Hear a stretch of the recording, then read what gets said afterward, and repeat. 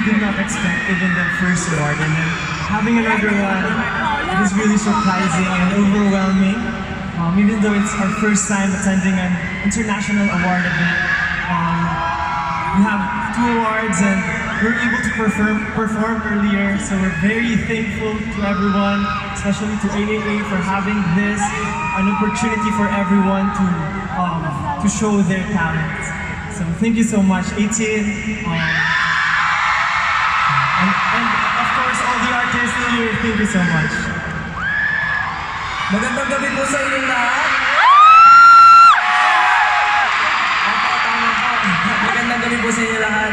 Maraming salamat po ulit para sa pagkakataon po na ito. Hindi na naka-English. Makaperform kami sa inyong harap at noon po pangarap lang po namin ang makapag-release ng kanta, pero ngayon nasa harap din na po kami at tumatanggap ng award.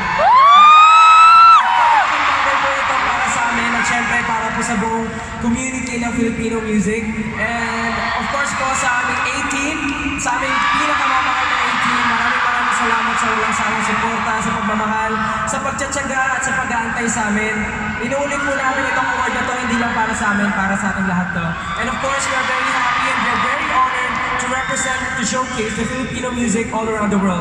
Muli kami po